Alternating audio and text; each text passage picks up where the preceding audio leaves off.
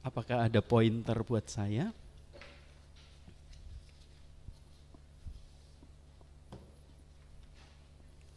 Shalom Bapak Ibu Saudara yang terkasih. Ya, bersyukur pagi hari ini kita boleh berkumpul di tempat ini. Terima kasih. Ya, kita memuji Tuhan, kita menyembah Dia. Terima kasih untuk tim pujian penyembahan hari ini yang dipersiapkan dengan sangat baik ya. Kita sangat menikmati sekali baik musik maupun puji-pujian yang dinaikkan, begitu ya. Bapak Ibu Saudara yang terkasih, hari ini adalah tepat 31 Oktober 2021 ya. 504 tahun yang lalu itu adalah hari yang kita kenal sekarang sebagai hari reformasi. Hari apa? Hari reformasi, yaitu ketika Martin Luther memakukan 95 dalil ya di Wittenberg, begitu ya. Nah, sehingga hari ini kita mengenalnya sebagai hari reformasi, bukan hari apa biasanya? Halloween. Sangat sedih ya ketika hari reformasi terus anak-anak Tuhan postingnya adalah Halloween. Terkadang rasanya kita sebagai hamba Tuhan, aduh begitu ya. Oke, mari bersama bertepatan dengan hari reformasi kita akan belajar tentang ibadah inspiratif yang berpusat kepada Kristus, begitu ya. Inspiratif itu lebih dari sekedar mencerahkan, ya, lebih dari sekedar menyenangkan. Tetapi inspiratif itu memiliki pengertian mendorong, mendesak, ya, menguatkan, bersedia dan rela hati untuk melakukan hal yang mencerahkan dan menyenangkan tadi. Ya, berarti kalau dalam konteks ibadah inspiratif berarti ibadah itu akan mendorong, akan menggerakkan, mencerahkan kita untuk melakukan sesuatu, begitu ya Bapak Ibu. Oke, mari saya mengajak kita membuka Yohanes 4 ayat yang pertama sampai 54, tetapi kita nggak baca semua, ya. Kita akan hanya baca di ayat 10 dan ayat 23. Sudah dapat Bapak Ibu Saudara yang terkasih? Sudah ya? Saya akan bacakan ayat yang ke-10 dan 23. Oke. Yohanes 4 ayat yang ke-10. Demikian firman Tuhan. Jawab Yesus kepadanya, "Jikalau engkau tahu tentang karunia Allah," dan di sini diartikan yaitu, ya, yaitu siapakah dia yang berkata kepadamu, "Berilah aku minum," niscaya engkau telah meminta kepadanya dan ia telah memberikan kepadamu air hidup. Ya. Ayat 23. Tetapi saatnya akan datang dan sudah tiba sekarang bahwa penyembah-penyembah benar akan menyembah Bapa dalam roh dan kebenaran, sebab Bapa menghendaki penyembah-penyembah demikian. Ya, sejauh ini pembacaan kebenaran firman Tuhan. Berbahagialah kita yang bukan hanya mendengar, tetapi juga melakukan, menghidupinya di dalam kehidupan kita sehari-hari. Ya, Bapak Ibu. Oke, tema kita ingat ibadah inspiratif yang berpusat kepada Kristus. Dalam sebuah buku yang berjudul Pertumbuhan Gereja yang Alamiah, seorang yang bernama Christian Schwartz mengatakan seperti ini, Bapak Ibu. Ya, dia mengatakan seperti ini. Salah satu kebutuhan yang penting dalam gereja adalah adanya ibadah yang sungguh-sungguh memberikan pengalaman yang inspiratif bagi jemaatnya. Ya. Kriteria yang membedakan antara gereja yang bertumbuh dengan gereja yang mandek adalah pengalaman penyembahan yang dirasakan sebagai pengalaman yang inspiratif, menyegarkan, mencerahkan kehidupan pribadi-pribadi yang hadir di dalam kebaktian itu. Indikasi umumnya adalah bahwa jemaat dapat merasakan bahwa pergi ke gereja adalah sesuatu yang menyenangkan. Pertanyaannya bagi kita, sesuatu yang menyenangkan itu apa? Apakah musiknya yang wow banget begitu? Atau lampu-lampunya yang gemerlapan, panggungnya yang wah begitu? Atau tampilan daripada para pelayannya yang baju-bajunya keren, cakep-cakep, ganteng-ganteng, cantik-cantik. Apakah itu yang menyenangkan? Nah, Bapak Ibu, jujur saya sependapat dengan apa yang dikatakan Schwartz tadi. Ibadah yang inspiratif memang adalah ibadah yang menyenangkan. Betul ya? Nah, namun lebih dari itu, sesungguhnya ibadah yang inspiratif bukanlah sebuah ibadah yang kita nikmati sekedar sebagai sebuah pujian atau penyembahan yang menyentuh hati kita. Bukan sekedar itu. Tetapi lebih dari itu, sebuah ibadah yang inspiratif adalah sebuah ibadah yang mengubahkan kehidupan kita. Percuma kita datang ke gereja,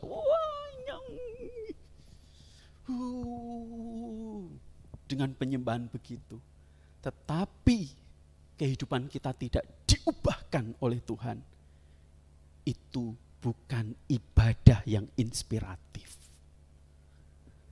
Bapak Ibu Saudara yang terkasih, lalu pertanyaan yang muncul bagi kita yang perlu kita pertanyakan lagi seharusnya, begitu ya. Apakah memang kita tidak seharusnya mendapatkan sesuatu dari ibadah yang kita bangun dan kita hadiri? Tidak perlukah kita mendapatkan sesuatu ketika kita beribadah di tempat ini? Pertanyaannya berikutnya, apa yang bisa mengubah kita, kehidupan kita? Apa yang bisa memuaskan kita ketika kita datang beribadah di tempat ini? Lalu pertanyaan berikutnya yang perlu kita pikirkan juga, sesungguhnya yang memuaskan kita itu apa atau siapa sih ketika kita datang beribadah di tempat ini, sehingga kita benar-benar merasakan sebuah ibadah yang inspiratif, yang bukan hanya menyegarkan kita, tetapi juga mengubahkan hidup kita, begitu. Nah, dari hal ini kita dapat melihat dua sisi ternyata. Sisi yang pertama adalah sisi dari tim penyembahan, dan sisi yang kedua adalah sisi dari kita secara pribadi memandang ibadah itu seperti apa. Kalau kita secara pribadi memandang ibadah itu sebagai sebuah sarana supaya kita dipuaskan, maka maaf, kita akan menemukan sesuatu yang akhirnya membuat kita kecewa. Tetapi justru ketika kita datang beribadah kepada Tuhan, kita datang dengan hati yang mau memberi dan menyembah kepada Tuhan, maka itu sesungguhnya yang akan menjadikan kita menjadi pribadi yang akan semakin serupa dengan Kristus. Bapak Ibu Saudara yang terkasih, penting bagi umat Tuhan untuk melakukan segala sesuatu untuk mempersembahkan persembahan yang inspiratif, penyembahan yang dapat mengubah hidup kita. Pertanyaan yang akan kita jawab bersama hari ini adalah, apa yang seharusnya kita pahami dan kita lakukan untuk membangun ibadah yang inspiratif seperti ini, ya. Kita mesti paham dulu, kita mesti mengerti, kita mesti membangun ibadah yang inspiratif supaya kita pun menjadi penyembah-penyembah yang benar di dalam kehidupan kita beribadah kepada Tuhan. Bapak Ibu Saudara yang terkasih, yang pertama, ibadah yang inspiratif itu akan membawa kita semakin mengenal Kristus dan menghidupi karunia-Nya. Ya, jadi ibadah yang inspiratif itu akan membawa kita semakin mengenal Kristus dan menghidupi karunia-Nya. Ini dicatat baik-baik ya. Seorang rektor dari Westminster Seminary, dia mengatakan seperti ini. Entertainment is often sold in the name of evangelism. Artinya apa?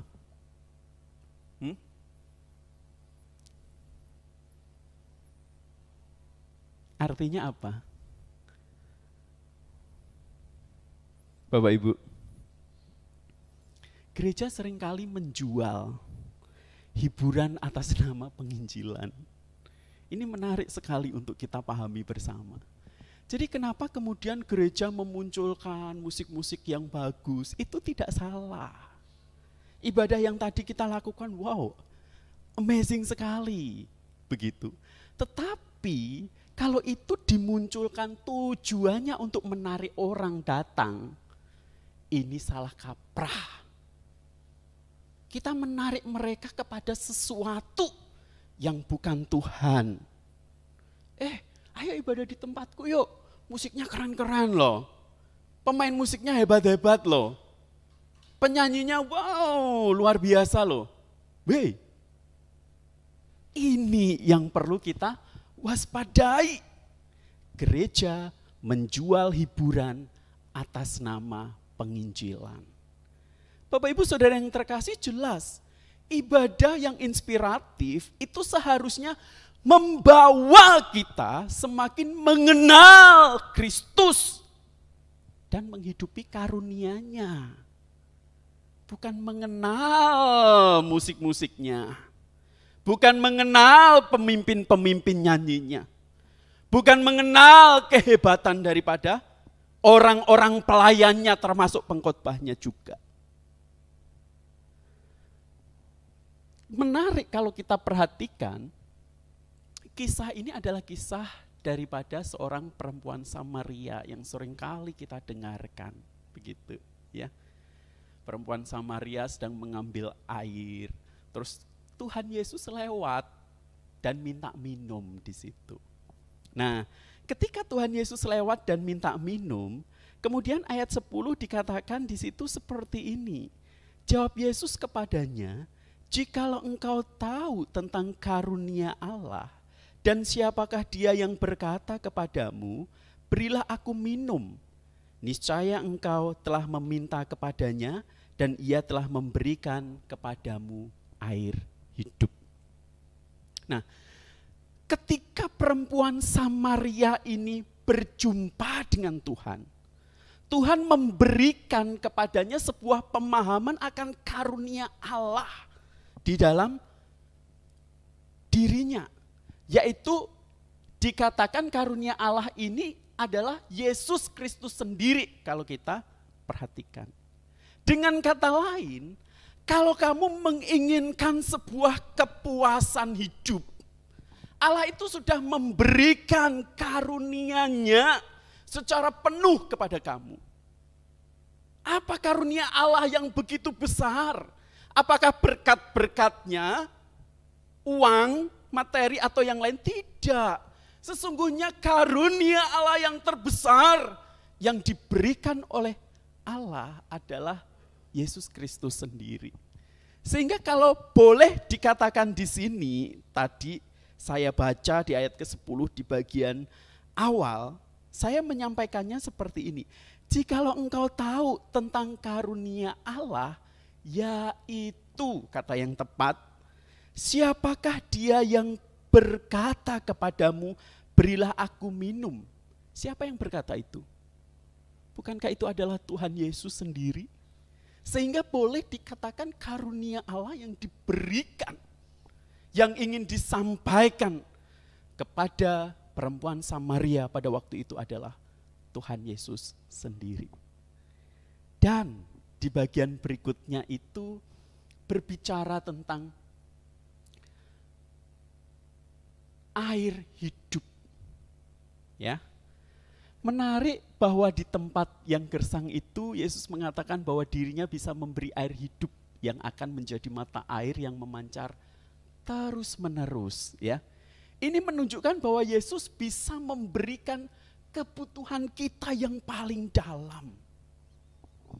Bagi seorang perempuan Samaria, di dalam hatinya ada sebuah kekosongan besar untuk diisi.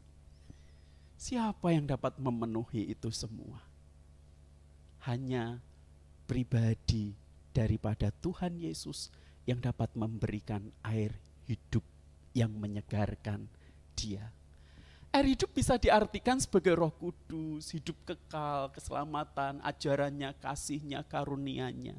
Bapak Ibu, apapun itu, ini menunjuk pada semua keuntungan yang diterima oleh orang percaya kepada Yesus Kristus, begitu. Jadi dengan kata lain, sesungguhnya air hidup ini berbicara tentang kepuasan hidup yang hanya bisa diberikan oleh Yesus dan bukan yang lain. Makanya ada slogan yang mengatakan seperti ini, Christ is enough. Kristus saja cukup. Betul ya? Kristus saja cukup. Jadi ketika saudara datang beribadah ke tempat ini dan saudara menginginkan ibadah yang inspiratif, mari pahami. Datanglah ke tempat ini dengan mengakui bahwa Kristus saja cukup untuk kita. Sehingga fokus kita menjadi jelas, yaitu Kristus. Sehingga penyembahan yang kita berikan jelas, yaitu kepada Kristus. Dan ibadah yang inspiratif itu seharusnya membawa kita semakin mengenal Kristus dan menghidupi karunia-Nya. Karena itu sudah diberikan kepada kita, ya. Jangan sampai kemudian orang ibadah Kalam Kudus terkenal apanya? Wah, pemain musiknya loh keren-keren. Bertobat kita, perlu bertobat kalau itu terjadi. Tetapi ketika orang datang beribadah ke tempat ini dan dia mengatakan Kristus dinyatakan di sana, maka berbahagialah. Sesungguhnya kita telah melakukan fungsi kita sebagai gereja untuk menyatakan Kristus di dalamnya. Rekan-rekan yang terkasih, kembali hari ini adalah hari reformasi. Ya, reformasi itu kebanyakan teolog reform setuju bahwa reformasi abad 16 bukanlah sebuah revolusi. Bukan, ya. Bukan upaya melahirkan doktrin yang baru, bukan, ya. Apalagi motif mendirikan gereja yang baru, ya, enggak ada motivasi itu kalau Martin Luther pada waktu itu. Tetapi realitanya sekarang banyak gereja. Aduh, saya sering ngobrol sama Pak Apin, aduh kita ini udah kebablasan, begitu kan ya. Nah, tetapi saya percaya itu adalah bagian yang dipakai oleh Tuhan di dalam kelemahan dan keberdosaan kita. Tapi kita perlu bertobat untuk hal ini ya. Nah, reformasi sebetulnya adalah penemuan Alkitab kembali. Jadi pengajaran yang keliru diluruskan begitu loh ya. Sebab selama bertahun-tahun gereja atau orang percaya pada waktu itu tidak mengenal yang dinamakan Alkitab. Bayangkan paling parahnya adalah untuk membangun sebuah gereja yang megah pada masa itu, ya, gereja menjual yang namanya surat pengakuan dosa. Dijual. Jadi kalau kamu membeli itu, dosamu udah diampuni, kamu selamat masuk surga, gile kan? Jadi orang-orang yang banyak duit dong yang bisa masuk surga, begitu kan ceritanya. Nah ini yang dikritisi begitu. Bukan dengan tujuan untuk merubahnya begitu. Nah ajaran-ajaran yang tidak sesuai dengan Alkitab inilah yang kemudian diluruskan oleh Martin Luther begitu.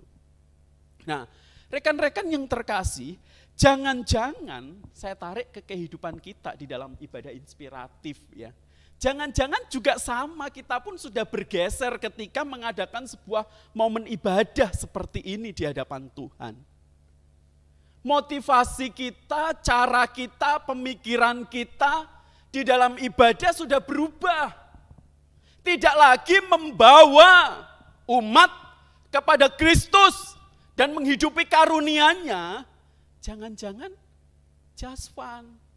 Senin sampai Sabtu kan capek Pak kerja. Hari Minggu ya refreshing lah dengan ibadah. Tujuannya sudah berubah.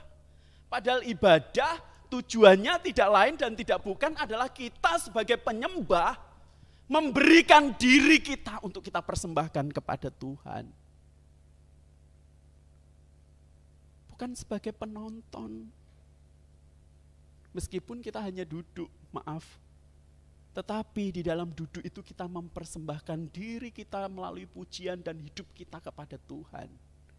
Itu yang perlu kita pahami. Banyak sekali yang terjadi adalah jemaat datang ya cuma duduk nonton ibadah. Bagus ya hari ini ibadahnya enggak kayak kemarin. Loh, kamu kayak nonton bioskop saja, gitu kan? Ini yang perlu kita pahami bersama. Ibadah yang seharusnya membawa kita semakin mengenal Kristus.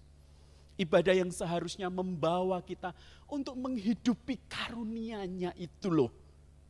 Yang adalah Kristus sendiri yang sudah diberikan kepada kita.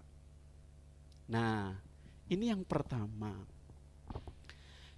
Yang kedua, saya cepat ya waktu saya soalnya tadi udah mulainya udah 8.45 ya. Ibadah yang inspiratif itu berpusat pada Kristus dan bukan hal-hal lahiriah ya, dan bukan hal-hal lahiriah. Nah, rekan-rekan, ibadah itu apa? Nih. Seorang yang bernama Jacques Quies menuliskan seperti ini. Hanya melalui ibadah atau kebaktian Kristen, gereja menggenapi identitasnya. Jadi identitas kita itu dikenal ketika kita di dalam sebuah komunitas ibadah seperti ini. Oh, itu pengikut Kristus, benar kan ya? Ya kan? Karena di gereja, betul ya? Kalau di masjid ya lain lagi, begitu kan? Nah, gereja mencapai kesadaran dan eksistensinya. Kita sadar, kita eksis, kita ada, begitu ya. Gereja mengakui dirinya sebagai entitas yang unik dan berbeda. Ya. Ada keunikan, keperbedaan yang orang lihat di dalam kehidupan kita ketika kita beribadah. Dengan kata lain sesungguhnya ibadah yang kita lakukan setiap hari Minggu ini adalah bagian daripada kita menunjukkan identitas kita sebagai penyembah Tuhan. Begitu. Mari kita perhatikan ayat yang ke-23 ya Bapak Ibu Saudara yang terkasih.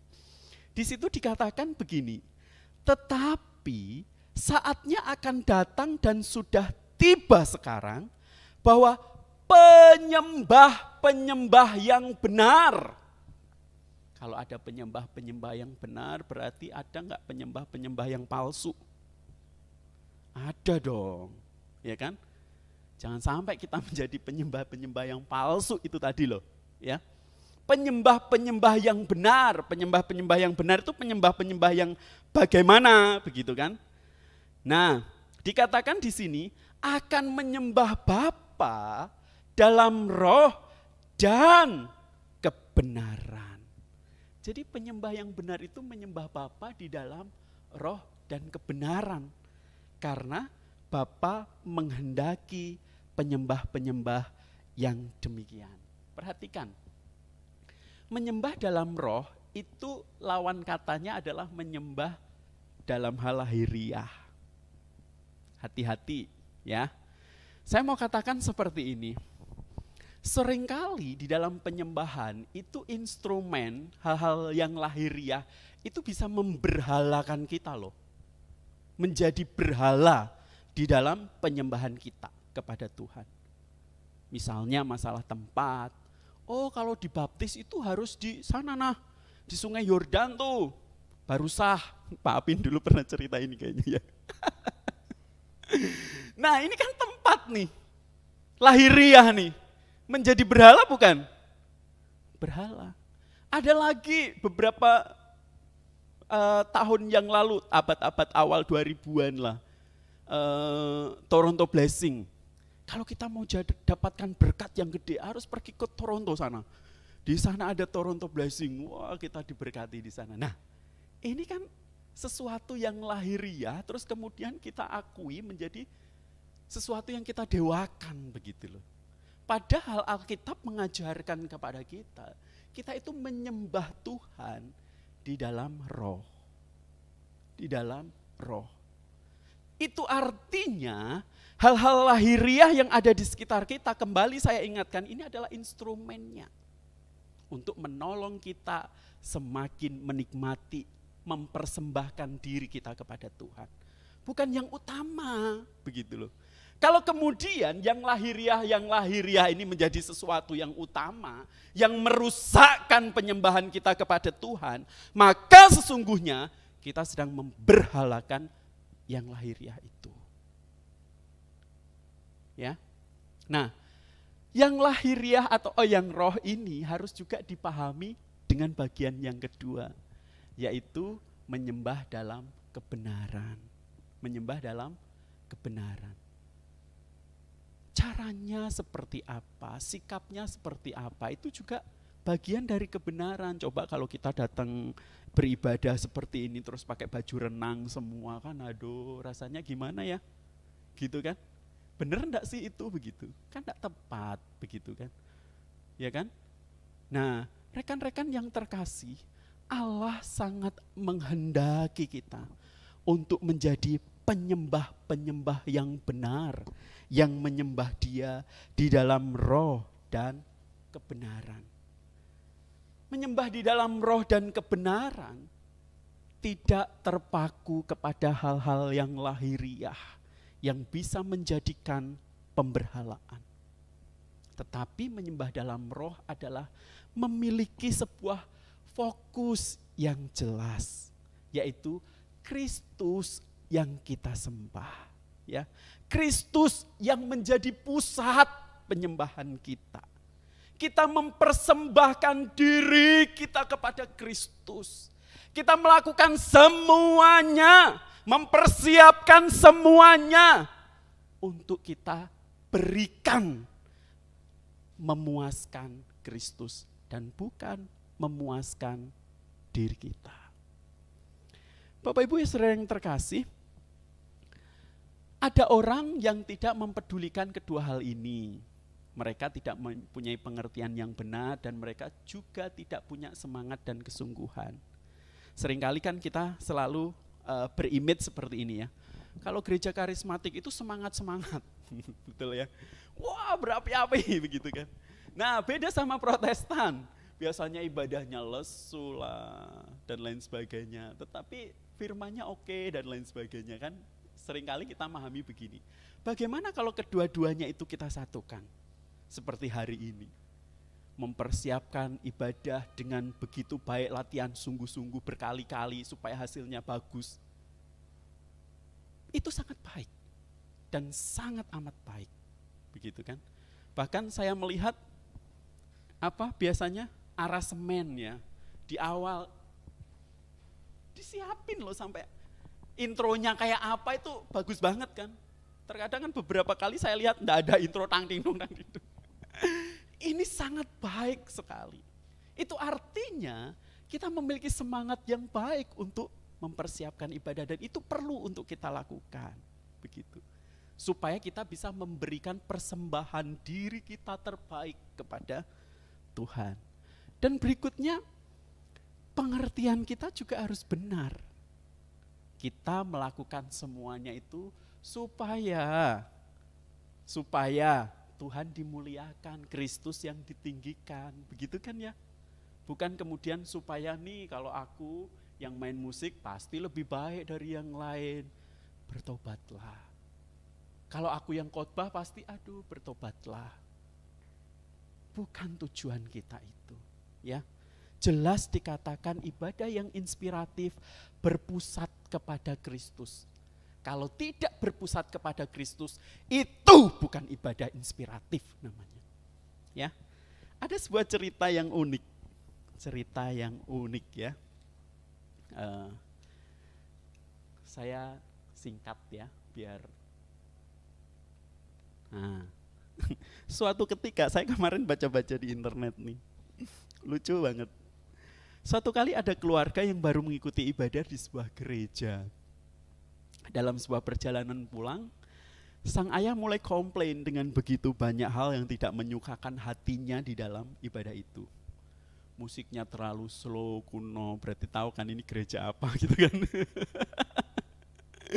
Terus khotbahnya terlalu panjang, kursinya terlalu keras sehingga tidak nyaman, pengurus gerejanya kurang perhatian, ya. Males juga ke gereja ini lagi, dia bilang kan, bapaknya. Tapi tiba-tiba si anak menyaut dari bangku belakang, ya papa, hitung-hitung itu pertunjukan yang lumayan bagus selama 2 jam untuk harga senilai Rp1.000. Sindiran ini sangat tajam sebenarnya Bapak Ibu Saudara yang terkasih bagi sang ayah. Dan juga bagi kita, ya. Kita memberikan persembahan 1.000, 2.000 rupiah atau 5.000 atau 10.000 atau berapapun lah. Tapi mengharapkan acara yang bagus untuk dinikmati. Padahal untuk makan bakso atau beli di kafe aja kita membutuhkan uang 20.000 dan sekian, bahkan 50.000, 100.000 bisa kita habiskan loh ketika kita ada di mall, betul nggak? Nah, dari cerita ini kita dapat menemukan diri kita sendiri. Ada banyak orang yang memang datang beribadah untuk mendapatkan atau merasakan sesuatu. Kita ingin pertunjukan yang bagus untuk kita nikmati di gereja. Kita ingin menerima yang terbaik dari ibadah kita kepada Tuhan, tetapi kurang punya kerelaan untuk memberi bagi Tuhan. Yang saya mau katakan, ketika kita datang ke tempat ini, kita bukan mau melihat sebuah pertunjukan, bukan. Kita bukan mau untuk memuaskan diri kita, tidak. Kalau Anda datang ke tempat ini dan saya, tujuannya untuk itu, mari kita bertobat. Kita datang ke tempat ini untuk memberikan diri kita sebagai penyembah-penyembah yang benar, yang menyembah Tuhan di dalam roh dan kebenaran. Tidak ada yang namanya penonton, semua adalah pelaku yang mempersembahkan dirinya di hadapan Tuhan. Itu yang perlu kita pahami, sehingga hal yang terpenting adalah Kristus harus menjadi prioritas dan yang utama di dalam penyembahan yang kita lakukan. Terakhir saya ingin menutup seperti ini. Dampak dari ibadah inspiratif itu kan tadi ada membawa kita mengenal Kristus kan ya.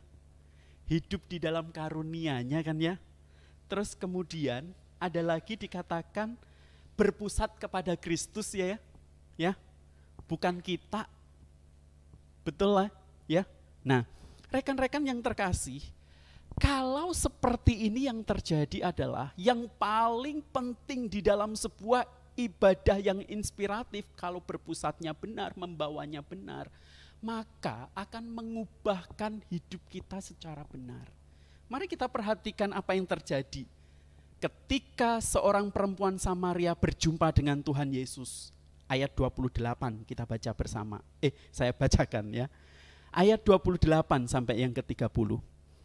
Maka perempuan itu meninggalkan tempayannya di situ, lalu pergi ke kota dan berkata kepada orang-orang yang di situ, "Mari, lihat, di sana ada seorang yang mengatakan kepadaku segala sesuatu yang telah kuperbuat.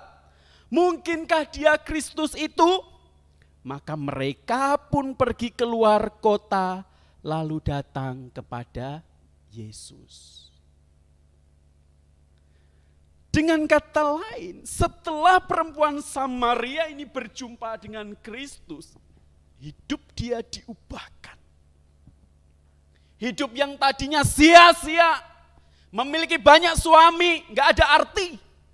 Kemudian digantikan dengan hidup yang berpusat kepada Kristus, memberitakan Kristus kepada orang-orang yang ada di sekitarnya, memperkenalkan Kristus dan mengajak semua orang untuk datang kepada Kristus. Luar biasa kan? Sama dengan kita. Setiap minggu kita datang loh ke tempat ini. Apakah hidup kita sudah diubahkan? Sehingga hidup kita bukan lagi hidup yang sia-sia. Hanya ngomongin hal-hal yang tidak penting. Tetapi melupakan Kristus yang harus kita hidupi dan kita beritakan di dalam kehidupan kita. Mau mengenal apa dunia luar sana? Ketika mereka tahu, oh itu toh yang ibadah di Kalam Kudus.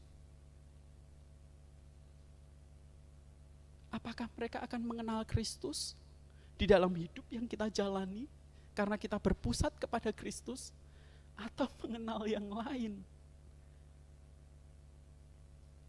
Perenungan hari ini patut untuk kita renungkan bersama, termasuk saya. Mari, saya mengajak kita dengan sepenuh hati kita di hadapan Tuhan.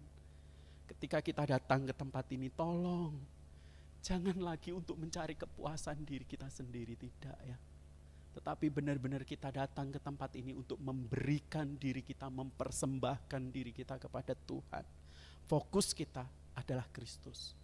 Dan ketika kita keluar, kita menjadi seorang yang diubahkan oleh Tuhan, ya, yang menunjukkan pribadi Kristus kepada semua orang yang ada di sekitar kita. Mari kita berdoa. Bapa di surga, terima kasih. Sungguh hati kami bersyukur Tuhan terus menegur, mengingatkan kami. Apabila ada motivasi yang salah, cara kami yang keliru ketika kami menjadi penyembah Tuhan, ampuni dosa dan salah kami ya Tuhan. Ajar kami menjadi penyembah-penyembah yang benar dan bukan penyembah-penyembah yang palsu. Ajar kami, setiap kami menghidupi panggilan kami sebagai penyembah yang benar, kami berfokus dan mengutamakan Kristus. Kami membawa diri kami kepada Kristus dan kami menghidupi karunia, yaitu Kristus yang telah Kristus tinggal di dalam diri kami. Berkati seluruh jemaat di tempat ini Tuhan. Di dalam momen yang indah ini kiranya Tuhan yang terus memampukan dan menolong kami. Dalam nama Tuhan Yesus kami berdoa. Amin.